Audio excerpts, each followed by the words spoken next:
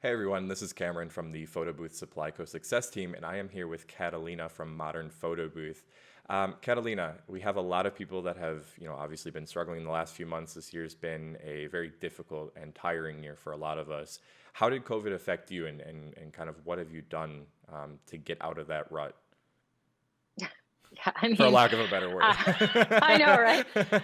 Um, so like a lot of people, I had just come back from Vegas. We were at PVX with Photobooth Supply Co. and it was really fun. It was great. And then that week, Ottawa, which is where I operate from, went on complete lockdown. They literally closed everything for us here. So we saw tens of thousands of dollars of bookings literally just disappear in 1 week, which was devastating and confusing because I was like, okay, we don't know what's happening. I'm sure they'll be back, try to stay positive.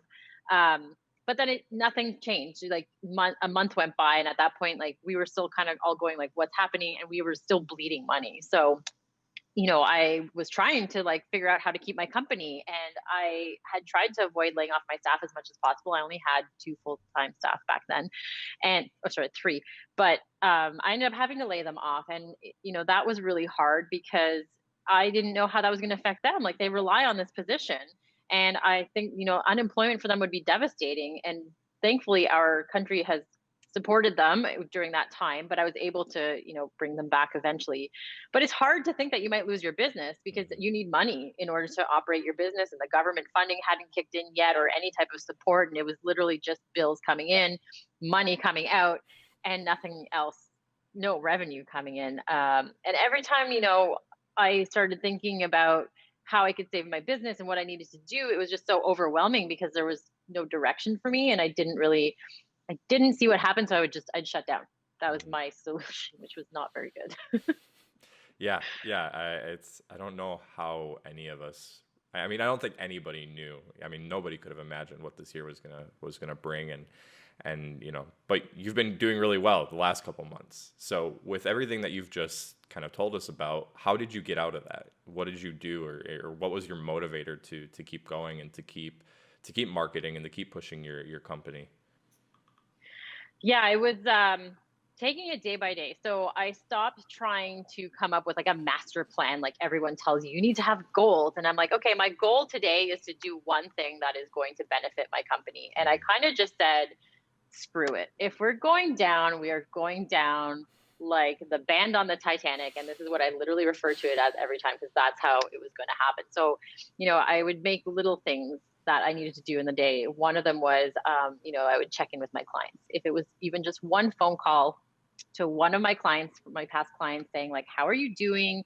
Even just having to listen to them vent to someone who understood and trying to be positive for them. Because the funny thing happens when you're positive for somebody else, it actually rubs off on you. And then that positivity just starts to grow.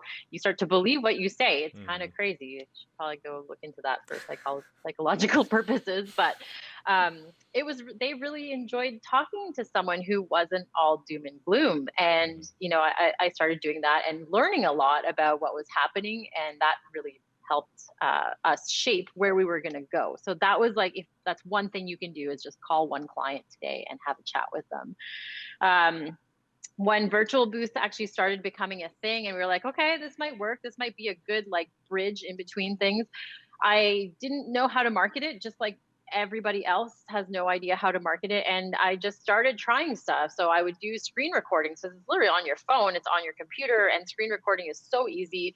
So I would do screen recordings of me using it and kind of talking over it, explaining like what these things were. And then I would just send that to like a client, be like, hey, what do you think of this? This is kind of cool, right? Like, you think we can make an event that we can incorporate this in? And every time I did that, they were like, this is really cool. I want to send this to some of my clients and see if they can incorporate that into any of their businesses. Now they didn't really turn around very quickly. So, I was sending out all of these screen recordings and emails and not getting anything back, which can be very defeating. But a few weeks later, it was like the mini floodgates open. I started getting a lead here and there, and people were actually booking. And then I was like, okay, this is going to work. So, doing little things like that and just taking any step, like take a picture. If you have like a significant other or a friend that lives with you, take a picture of them holding their phone taking a picture of themselves, like that is a great marketing piece that you can send out to people of like how to use the virtual photo booth. And then those little small victories along the way really helped me get everything going. And I kept doing that. And then I started joining every single Zoom meeting that I could find for event planners, wedding planners, anything like that, to see what was going on, to see what they were doing, and just being able to understand where the industry was overall helped me identify little places where I could help.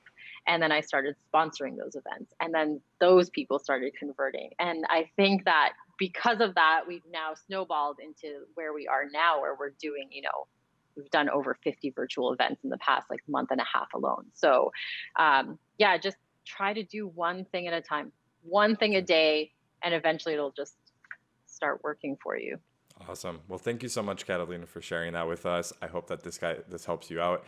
And kind of like what Catalina said, just get out there, try, keep posting, keep doing what you're doing.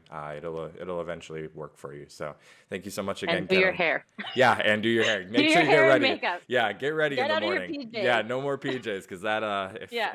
if there's anything that makes you feel a little lazy that day, it's staying in your PJs. So thank you so much. That can be your one thing. Yeah, Sorry. exactly. No, you're you fine. Keep trying to end it.